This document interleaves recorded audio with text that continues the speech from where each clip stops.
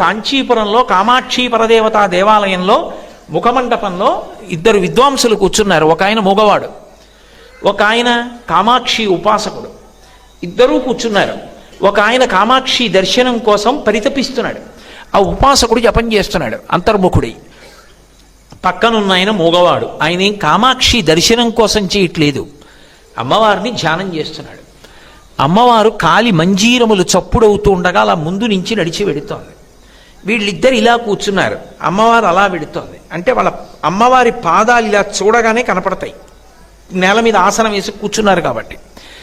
అమ్మవారు దగ్గరికి వచ్చి ఎవరు తన దర్శనాన్ని కోరుతున్నాడో ఆయన భుజం తట్టింది. ఆయన కళ్ళు విప్పాడు. ఎదురుగుండా పరదేవత. ఆవిడంది, అమ్మ ఎప్పుడు తాంబూల చర్వణం చేస్తుంది, మహాపతివ్రత లక్షణం అది. ఆవిడ వెంటనే తాంబూలపు పిడచ తీసి నోరు తీరింది. ఆయన అన్నాడు, చీ ఆడదాని ఎగ్గిది అన్నాడు. ఆవిడ నవ్వింది. పక్కనున్న మూగ ఆయన ఈ సవ్వడికి కళ్ళు తెరిచి చూశాడు. ఇలా చూసింది ఆవిడ. ఆయన నోరు తెరిచాడు. ఆయన నోట్లో తాంబూలపు పిడచ ఉంచింది. వెంటనే ఆయన అమ్మవారిని అలా కూర్చునున్నవాడు కూర్చున్నట్టే ఆ పాదాల వంక చూసి గొక్క తిప్పుకోకుండా 100 శ్లోకాలు చెప్పాడు. పాదారవింద శతకమైంది. అమ్మవారిని ఇలా చూశాడు. అటు నిలబడి ఉంది కదూ, ఇటు శ్లోకాలు చెప్తున్న వాడిని ఇలా క్రీగంట చూసింది. ఆవిడ కటాక్షం అంటారు, పొట్టి చూపు. ఇలా చూసిన చూపు పొట్టి చూపు, ఇలా చూసిన చూపు పొడుగు చూపు. ఆవిడ అటు నిలబడి ఉంది, ఇటు చూసింది ఇలా తల తిప్పకుండా. ఆ కటాక్షం మీద 100 శ్లోకాలు చెప్పాడు. కటాక్ష శతకమైంది. అమ్మవారు చిన్న నవ్వు నవ్వింది, చూశాడు ఇలా. ఆ చిరునవ్వు మీద 100 శ్లోకాలు చెప్పాడు. మందస్మిత శతకమైంది. అమ్మవారి పెద్దరికం మీద 100 శ్లోకాలు చెప్పాడు. ఆర్యాశతకమైంది. అమ్మవారిని స్తోత్రం చేశాడు 100 శ్లోకాల్లో. స్తుతి శతకమైంది. 500 కలిపి మూక పంచశతి. అమ్మవారంది, ఏం కావాలి, నా మాట తీసేయన్నది. ఎందుకు తీసేయడం అంది. అమ్మా, నేను పుట్టుక చేత మూగవాణ్ణి, ఎప్పుడూ మాట్లాడలేదు. నీ అనుగ్రహం, నువ్వు తాంబూలపు పిడచ పెట్టావు, మాట్లాడాను. అమ్మా, నోరుంచితే ఏదో అక్కర్లేని మాట మాట్లాడతాను, వద్దమ్మా తీసేయండి. తీసేసింది ఆవిడ. ఆయన కామకోటి పీఠాధిపత్యం వహించారు ఒకప్పుడు. మూక పంచశతి అని 500 శ్లోకాలు మంత్రాలే అంటాడు. ఇప్పటికీ నేను మీతో పరమసత్యం చెప్తున్నాను, అబద్ధాలు చెప్పు బతకవలసిన అవసరం నాకు లేదు. అమ్మవారి మీద మూకశంకరులు చెప్పిన ఒక్కొక్క శ్లోకాన్ని పారాయణ చేస్తే 9 గ్రహాలు కూడా మళ్ళీ అనుకూల స్థితిలోకి వచ్చేస్తాయని చెప్తారు. అవి కూడా దుష్ట ఫలితాలు ఇవ్వడం ఆపేస్తాయి. అటువంటి శ్లోకాలు చేశారు. పరమాద్భుతం. మూక పంచశతి అమ్మవారి మీద ప్రసంగం చెయ్యాలి అంటే అమ్మవారి అనుగ్రహం ఉన్నవాడు తప్ప మాట్లాడడు అని. అంత శక్తివంతం మూక పంచశతి.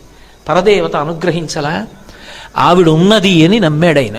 అంతే, మహాతల్లి తాంబూలం పెట్టి అనుగ్రహించింది. ఒకనాడు కాళిదాస మహాకవిని, ఆయనకి ఏం తెలుసు, నిరక్షర కుక్షి ఒకప్పుడు.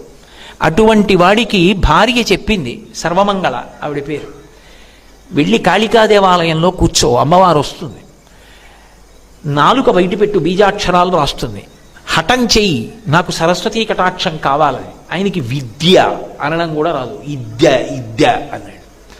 లోపల కూర్చున్నాడు గుడిలో. అమ్మవారు వచ్చేసింది ఉజ్జయినిలో. నాకు ఇప్పటికీ ఆ ఉజ్జయిని వెడితే, ఆ కాళికా దేవాలయానికి వెడితే ఎంత ఆనందంగా ఉంటుందో. అబ్బా, ఇక్కడ కదా పరదేవత అనుగ్రహించింది కాళిదాస మహాకవిని అని. కాబట్టి అంతటి మహానుభావుడు విద్య కావాలి అంటే నాలుక బయట పెట్టమంది, కుంచకోల పెట్టే రంధ్రంలోంచి బయట పెట్టాడు. బయట పెడితే బీజాక్షరాలు రాసింది. ఆయన తలుపు తీశాడు. మేకలు తోలుకునే వ్యక్తి, ఉన్నది అమ్మ అని నమ్మాడంతే. ఆ నమ్మకం, అదే భక్తి. అది లేకుండా ఎన్ని తెచ్చి రొట్టంతా ఆవిడ పాదాల మీద వేస్తే ఉపయోగం. గభీరే కాసారే విశితి విజనే ఘోర విపినే విశాలే శైలీ చ భ్రమతి కుసుమర్ధం జనమతి సమర్ప్యైతే చేతస్సరసిజముమానాధభవతే సుఖేనా వస్తాతుం జనై నజానాతి కిమహో అంటారు శంకర భగవత్పాదులు. ఎవడిదమ్మన్నాడు రా రొట్టంతా? అసలు ఉన్నాడని నమ్మడం మొదలు పెట్టరా. ఉన్నాడని నమ్మి మనఃపుష్పాన్ని సమర్పించు, నీ వెంట పరిగెడతాడు ఈశ్వరుడు అంటారు. నమ్మాడు మహానుభావుడు, అదొక్కటే ఆయనకున్నది. అంతే, బీజాక్షరాలు రాసింది. తలుపు తీశాడు, ఎదురుగుండా కనపడింది తల్లి. ఆయనకి పరదేవత తత్వం అంతా ప్రకాశించింది. అంతే, మాణిక్యవీణాం ఉపలాలయంతీం మదాలసాం మంజులమగ్విలాసాం మహేంద్ర నీలద్యుతి కోమలాంగీం మాతంగకన్యాం మనసా స్మరామి. చతుర్భుజే చంద్రకళావతంసే కుచోన్నతే కుంకుమరాగశోణే పుండ్రేక్షు పాశాంకుశ పుష్పబాణహస్తే నమస్తే జగదేకమాతః అంటూ అమ్మవారిని ఆ శ్యామలాదండకంతో జై జననీ సుధా సముద్రం దహృజన్మణి ద్వీప సంరూఢ బిల్వాటవీ మధ్యకల్పద్రుమా కల్ప కాదంబ కాంతార వాసప్రియే కృత్తి వాసప్రియే సర్వలోక ప్రియే సాదరారబ్ధ సంగీత సంభావనా సంభ్రమాలోక నీపస్రగాబద్ధ చూలీచనాదత్రికే సానుమత్పుత్రికే శేఖరీభూత సీతాంశురేఖా మయూఖావళీనగ్ధ సుస్నిగ్ధ నీలాలక శ్రేణి సంభావితే లోక సంభావితే అటు సర్వ ముద్రాత్మికే సర్వవర్ణాత్మికే అని అక్షరాలన్నీ నీ స్వరూపమే అని అమ్మవారి యొక్క తత్వం అంతా చెప్పి దండక స్వరూపంతో స్తోత్రం చేశాడు. ఏమి తక్కువ శక్తినిచ్చింది ఆ కాళిదాస మహాకవికి? ఇప్పటికీ పెద్దలు పరిహాసాస్పదంగా ఓ మాట చెప్తారంటే అంతటి వాడు లేడని కాదు దాని ఉద్దేశ్యం. అంటే కాళిదాస మహాకవి గొప్పతనం చెప్పడానికి ఓ మాట అంటారు. మనం పూజ చేసేటప్పుడు అనామిక అని ఒక వేలుని వాడతాం. ఆ అనామిక అంటే రెండో వేలు. ఆ వేలికి అనామిక అని పేరు ఎందుకు వచ్చింది అని అడిగారు. అడిగితే దానికి కారణం ఎందుకు వచ్చింది అంటే చాలా గొప్ప కవులు ఎవరు అన్నారట. అనగానే కాళిదాసు అన్నారు. రెండో పేరు చెప్పండి అన్నారు. చెప్పడానికి ఇంకా కాళిదాసుతో సమానమైన పేరు కనపడలేదు కాబట్టి రెండో వేలు వాడవడానికి అవకాశం లేకపోయింది. అందుకు నా వేలు అనామిక అయిపోయింది అన్నారు. అంటే కాళిదాసు యొక్క గొప్పతనం ఎక్కడిది అంటే పరదేవతానుగ్రహం. నమ్మాడు ఉన్నది అని. అందుకు పిల్లలతో సరస్వతీ పూజలు చేయిస్తారు. మన ప్రారంధం అంతా ఎక్కడొచ్చిందంటే అక్కర్లేని విషయాలు అన్నింటికీ పాఠశాలలు మూసేసే మనం సరస్వతీ పూజల రోజున సరస్వతీ పూజలు చేయిస్తున్నారు దేవాలయాల్లో, వెళ్ళండి అని చెప్పి ఒక పూట పాఠశాల కట్టరు. సంస్కారం ఎక్కడి నుంచి వస్తుంది పిల్లలకి? సరస్వతీ పూజకి 1 గంటో 2 గంటలో పిల్లల్ని పాఠశాలలు పంపిస్తే వచ్చిన నష్టం ఏమిటి? అంత మాత్రం చేత ఉపద్రవాలు వచ్చేస్తాయా? రావు. ఏ సరస్వతీ పూజకి పిల్లల్ని పంపించకపోవడం సామాజికమైన బాధ్యత అవుతుందా పాఠశాలలకి? అది ఇవాళ ప్రశ్నించేవాళ్ళు లేరు. అలా పంపించాలన్న స్పృహ ఉన్న పాఠశాలలు కొన్ని ఉన్నాయి, నాకు తెలుసు. కాబట్టి ఈ ఏడాది మేము కాకినాడలో సరస్వతీ పూజలు చేయిస్తే కొన్ని వేల మంది పిల్లలు రహదారి మీద వరకు నిలబడిపోతే అవతల పరీక్షకు వెళ్ళిపోవాలి వాళ్ళు పాపం అని ఎంత కంగారు పడిపోయి వేలకి వేల మందిని కూర్చోపెట్టి ఆ పూజ గబగబా చేయించడం ఇష్టం ఉండదు. సరస్వతీ పూజ చేయించి అమ్మవారి తీర్థం ఇచ్చి పంపించడం ఎంత ప్రయాసైందో. సమాజంలో కొన్ని విషయాల పట్ల నిష్ఠ, దాని పట్ల కర్తవ్యత, దీక్ష కూడా పెద్దలందరికీ కూడా అవసరం అవుతుంది. ఎందుకంటే పిల్లలకి మనం నేర్పకపోతే సంస్కారం ఎక్కడి నుంచి వస్తుంది? దానికి అవసరం సరస్వతీ పూజ. కాబట్టి మహానుభావుడయ్యాడు. ఎంత గొప్పవాడయ్యాడు అంటే నేను అన్నాను కాబట్టి ఆపుకోలేక ఏదో 1-2 విషయాలు ప్రస్తావన చేస్తాను. కాళిదాసు భోజరాజు గారి దగ్గరికి వెళ్ళేటటువంటి సమయానికి ఏకసంతాగ్రాహి, ద్విసంతాగ్రాహి, త్రిసంతాగ్రాహి అని చెప్పి 3 ఉండేవారు. వాళ్ళు 3 చాలా చమత్కారం. ఎవరైనా వచ్చి కొత్తగా ఒక శ్లోకం చెప్పారనుకోండి, ఏకసంతాగ్రాహి వెంటనే పట్టుకుంటాడు. పట్టుకుని ఇది నువ్వు ఇప్పుడు చెప్తున్నట్లు, నువ్వు రచన చేసినట్టు చెప్తున్నావు, తప్పు, ఇంతకు ముందే రాశారని మళ్ళీ చెప్పేవాడు. ఎందుకంటే ఒకసారి విన్నాడు కదా. అసలు చెప్పిన ఆయన ఈయన చెప్తే 2 మాటలు వింటే చెప్పగలిగిన వాడు చెప్పేవాడు. 3 మాటలు అవగానే 3వ వాడు చెప్పేవాడు. సిగ్గుతో తలంచుకొని అవతల ఆయన వెళ్ళిపోయేవాడు. ఏ కవిని భోజరాజు దగ్గరికి వెళ్ళనిచ్చేవారు కాదు. కాళిదాసు అమ్మవారి యొక్క అనుగ్రహం ఉన్నవాడు. ఆయన కనిపెట్టాడు వీళ్ళెవరు వెళ్ళనివ్వట్లేదు భోజరాజు దగ్గరికి అసలైన వాళ్ళని అని. ఏది శ్లోకం చెప్పు చూస్తాం, రాజుగారి సభలో ప్రవేశపెట్టండి, రాజదర్శనం చేయించండి అని అడిగాడు ఏకసంతాగ్రాహిని. ఆయన అన్నాడు, ఏది ఓ శ్లోకం చెప్పన్నాడు. ఈయనన్నాడు, అస్థివత్ బకవశ్చైవ చల్లవత్ తెల్ల కుక్కవత్ రాజతే భూజతే కీర్తి పునఃసన్యాసిదంతవత్ అన్నాడు. భోజరాజు గారి కీర్తి ఎలా ప్రకాశిస్తోంది అంటే ఇవాళ శ్మశానంలో ఎముక ఎంత తెల్లగా ఉంటుందో అంత తెల్లగా ఉంది ఆయన కీర్తి. బకవశ్చైవ, కొంగ ఎంత తెల్లగా ఉంటుందో అంత తెల్లగా ఉంది. చల్లవత్, మజ్జిగ ఎంత తెల్లగా ఉంటుందో అంత చల్లగా ఉంది. తెల్ల కుక్కవత్, శ్లోకం అలా చేశాడు. తెల్ల కుక్క అంత తెల్లగా ఉంది. అంతేకాదు సన్యాసి పళ్ళంత తెల్లగా ఉంది. నేను దాని మీద ఎక్కువ వ్యాఖ్యానించడం బాగుండదు కాబట్టి అంత తెల్లగా ఉంది భోజరాజు గారి కీర్తి.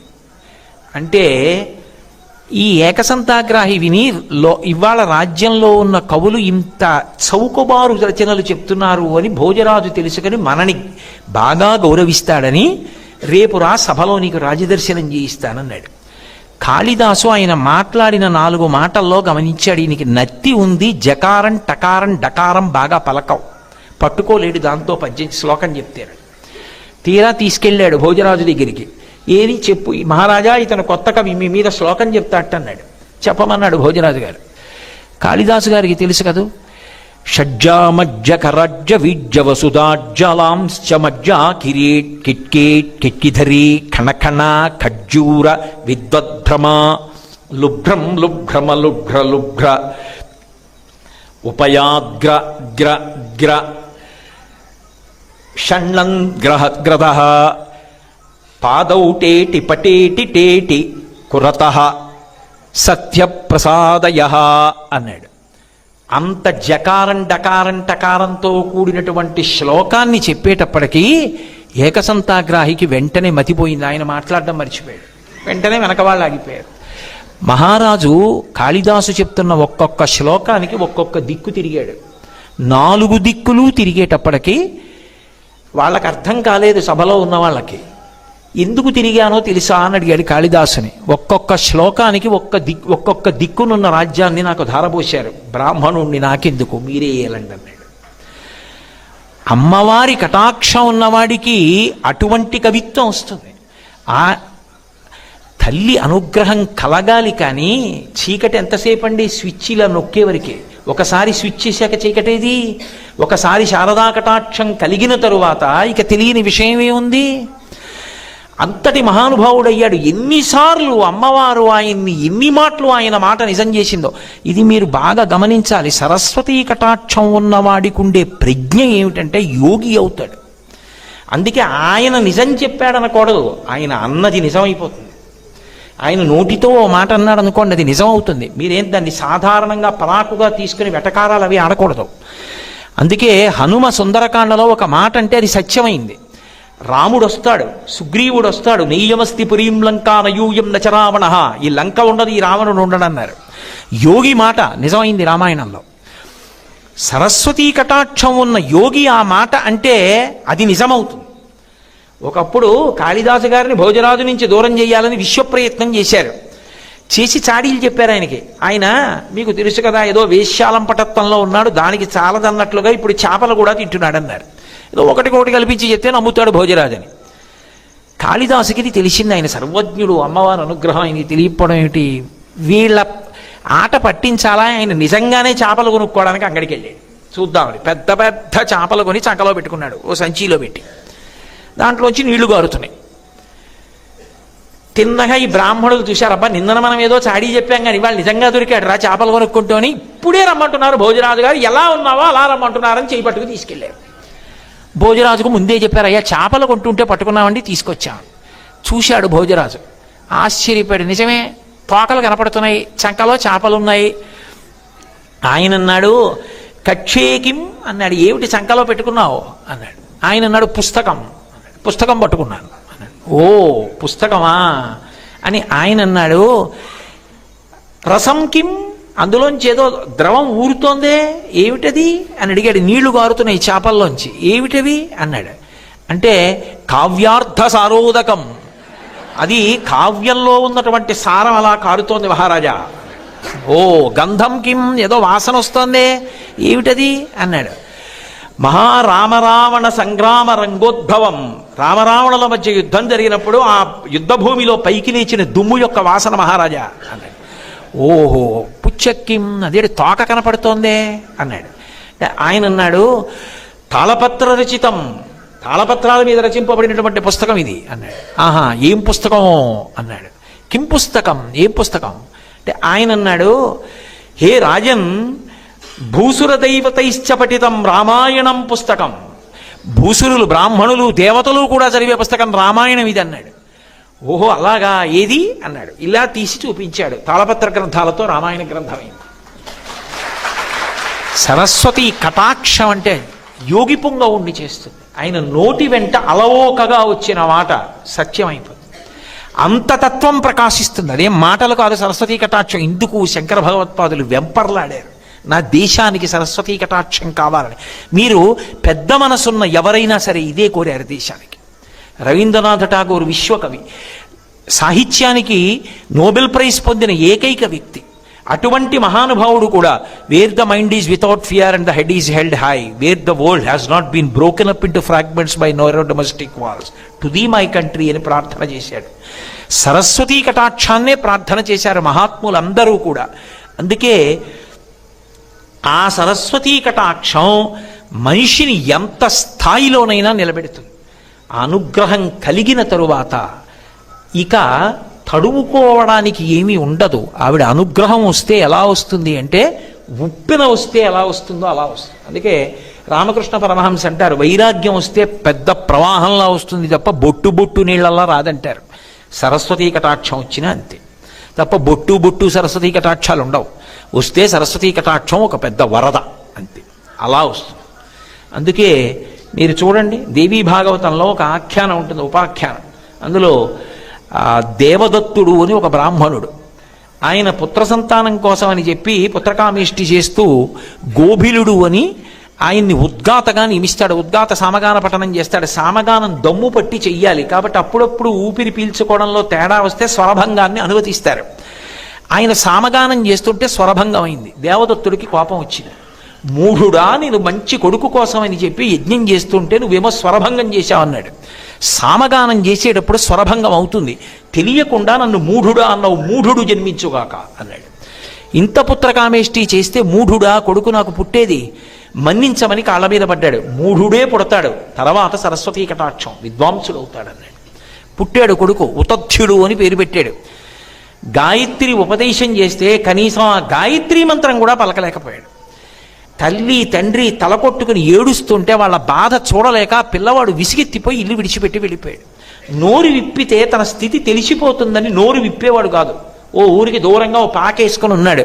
నోరు విప్పకుండా ఉంటాడు. నిజమైన తపస్సు చేస్తున్న వాడిని సత్య తపస్సుడు అని ఊళ్ళో వాళ్ళు వాళ్ళే పేరెట్టేస్తారు. పెట్టేసుకుని పళ్ళు కాయలు అన్నీ పట్టుకెళ్ళి ఆయనకి ఇచ్చేయడం మొదలుపెట్టారు. మౌనంగా కూర్చునేవాడు. నోరు విప్పితే తెలిసిపోతుంది. ఏదో వచ్చిన వాటిల్లో తింటుండేవాడు, కళ్ళు మూసుకు కూర్చునేవాడు. ఆయన తలుచుకోవడానికి పాపం ఆయనకి ఏం తెలిసిన ఆయనకేం తెలియదు.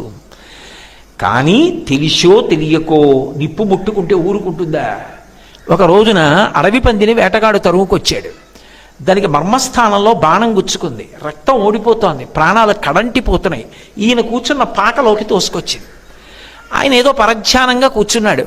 నెత్తురు కారిపోతూ నోరు తెరుచుకుని ఆర్తితో ఆ పంది పరిగెత్తుకొచ్చి ఎదురుకుండా నిలబడింది. దాన్ని చూడగానే అప్రయత్నంగా ఐం అన్నాడు. అంత దృష్టి కేంద్రీకరించి ఒక్కసారి ఆ బీజాక్షరం పలికాడు. అది సారస్వత బీజం. అంతే, సరస్వతీ కటాక్షం వచ్చి ఒక్కసారి. ఎందుకని అంత దృష్టిని నిలబెట్టి అన్నాడు. అనేటప్పటికి వచ్చింది సరస్వతీ కటాక్షం. ఆ పంది పక్క నుంచి అలా వెనక్కి వెళ్ళింది. వేటగాడు వచ్చాడు. అయ్యా, నేను పందిని వేటాడాను, నా భార్యా బిడ్డలు దాన్నే తినాలి, అది ఇలా ఏమైనా వెళ్ళిందా అన్నాడు. ఎంత సరస్వతీ కటాక్షమో తెలుసా? అది కేవలం శ్లోకాలు చెప్పడం కాదు, ఉపన్యాసాలు చెప్పడం కాదు, తత్వం అంతా అర్థమైపోయింది. ఇప్పుడు నేను పంది ఇటు వెళ్ళింది అంటే చంపేస్తాడు, నాకు తెలియదు అంటే అబద్ధం ఆడిన దోషం వస్తుంది. అబద్ధం ఆడానా కాదు, ఒక ప్రాణాన్ని నిలబెట్టానా లేదా ప్రధానం. కాబట్టి ఆ సత్యం ముందు ఈ అసత్యం నిలబడదు. కాబట్టి నేను ఆ ప్రాణిని రక్షించడం ప్రథమ కర్తవ్యం. అందుకని రక్షించడానికి ఇప్పుడు నేను అబద్ధం ఆడతాను అని యాపశ్యతి నిసాబ్రూతే యాబ్రూతే సనపశ్యతి అహో వ్యాధస్వకార్యార్థిన్ కిం పృచ్యసి పునః పునః అన్నాడు. చూసింది మాట్లాడదు, ఏది చూసిందో ఏది చెప్తుందో అది వినలేదు, ఏది నిజంగా విన్నదో అది చూడలేదు. ఎందుకయ్యా ఇన్ని మాటలు అన్నాడు. కళ్ళు చూసేయి, చూసిన కళ్ళు మాట్లాడతాయా? మాట్లాడవు. ఇప్పుడు నోరు మాట్లాడి జవాబు చెప్పాలి. జవాబు చెప్తున్న నోరు చూసిందా పందట వెళ్ళిందని? చూడలేదు. యాపశ్యతి నసాబ్రూతే, చూసిన కళ్ళు మాట్లాడవు.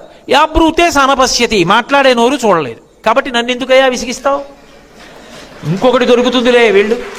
కింపృచ్ఛస పునఃపునః, పదే పది మాట్లాడక్కు. చూసింది చెప్పదు, చెప్పేది చూడలేదు, వదిలిపెట్టేయన్నాడు. ఏమిటో ఈ తర్కం ఆయనకు అర్థం కాలేదు. సరే ఇంకో దాన్ని వెతుక్కుందామని వెళ్ళిపోయాడు. ప్రాణి బ్రతికింది. తర్వాత మహావిద్వాంసుడు అయ్యాడు. ఒక్క అక్షరం తెలిసో తెలియకో ఆవిడ అనుగ్రహానికి సంబంధించిన బీజాక్షరం పలకడం ఆయన యొక్క వైభవానికి అంత విద్వాంసుడు అవడానికి కారణమైంది. అందుకే ఆమె యందు ఆ బుద్ధి కలిగిన వాడు ఎవరుంటాడో వాడికి సరస్వతి ప్రవాహం కింద వస్తుంది. దానికి ఒకరే గుర్తండి, ఎవరి వరకో ఎందుకు, పోతనగారే. ఈ మధ్యకాలంలో నేను పోతనగారు నివసించినటువంటి బమ్మెర గ్రామానికి వెళ్ళి ఆ గ్రామం చూసి నిజంగా పరవశించిపోయాను.